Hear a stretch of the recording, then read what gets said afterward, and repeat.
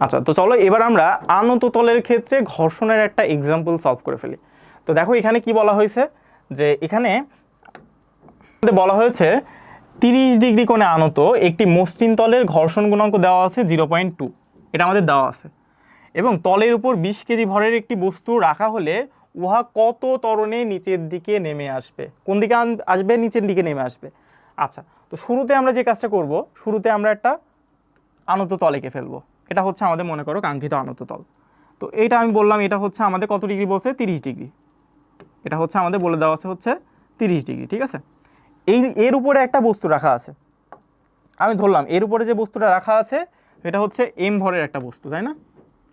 সেটাই তো, যে একটি মসৃণ তলের উপর ঘর্ষণ গুণাঙ্ক 0.2, তলের উপর 20 কেজি ভরের একটি বস্তু রাখা হলে ইহা কত ত্বরণে নিচের দিকে নামবে? তার মানে এই বস্তুটা কিন্তু এ ত্বরণে নিচের দিকে নামতেছে, এ ত্বরণে নিচের দিকে নামছে।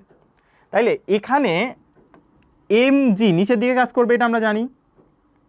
এম জি নিচের দিকে কাজ করবে। এটা যদি 30 ডিগ্রি হয়, এটাও কত degree? 30 degree.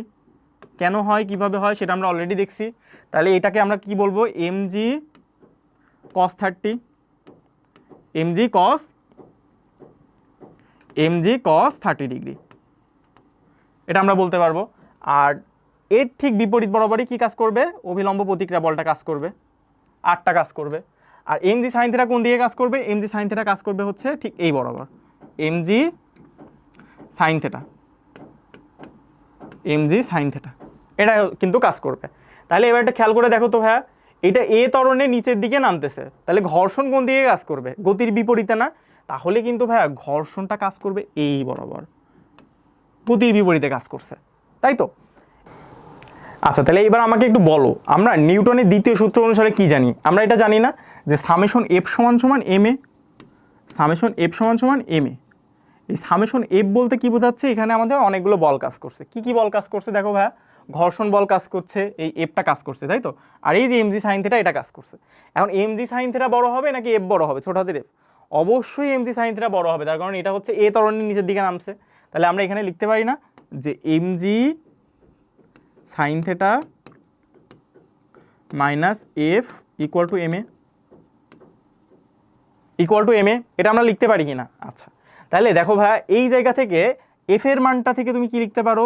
M G sine theta minus mu R equal to M A, পারো লিখতে? পারো কিন্তু। এবার এই আরটাই তো আমাদের সেই অভিলম্ব প্রতিক্রিয়া বল, তাই না? তাহলে এখানে আর সমান সমান কি বলো তো? এখানে আর সমান সমান কি হবে? এই এম জি কস থিটাটা হবে না? তাহলে আমি এখান থেকে আর সমান সমান এম জি কস থিটা আগে বের করে রাখতে পারি, এম জি কস থিটা, সেই মানটা আমরা আগে থেকে বের করে রাখতে পারি, সেই মানটাই তো আমরা এখানে বসাবো। তাহলে আমরা চলো একবারে করে ফেলি, M G sine theta minus mu M G cos theta equal to আমরা লিখবো হচ্ছে এম এ। এখানে প্রত্যেকটার মান কিন্তু আমরা এখন বসাই দিতে পারি। যেমন এম এর মান হচ্ছে 20 কেজি, জি এর মান 9.8, সাইন কত ডিগ্রি? এখানে সাইন হচ্ছে 30 ডিগ্রি, হ্যাঁ সাইন 30 ডিগ্রি। তারপরে তোমার হচ্ছে মিউ এর মান কত? মিউ এর মান হচ্ছে 0.2, আর এম এর মান এখানে আবার বললাম এম এর মানটা হচ্ছে 20 কেজি দেওয়া আছে, 9.8, কস কত ডিগ্রি ভাইয়া? কস এখানে বলে দেওয়া আছে হচ্ছে 30 ডিগ্রি, কস 30 ডিগ্রি। আর এখানে তো এম এর মান তো বুঝতেই পারছো, এম এর মান এখানে 20 কেজি বলে দেওয়া আছে। আর এই জায়গা থেকে আমরা এর মানটা বের করব, এর মানটা ইজিলি আমরা এখান থেকে ক্যালকুলেশন করে কিন্তু বের করতে পারবো। তাহলে তোমরা এটা একটু ক্যালকুলেশন করে বের করে নিবা। তো এই টাইপের অঙ্কগুলো কিন্তু খুবই ইজি, তুমি যদি আনত তলের কনসেপ্টটা বুঝে থাকো তাহলে কিন্তু তোমার এইটা আর না বোঝার কোনো কারণ নাই, তুমি ইজিলি কিন্তু এই টাইপের কোশ্চেন কিন্তু সলভ করতে পারবা। ক্লিয়ার?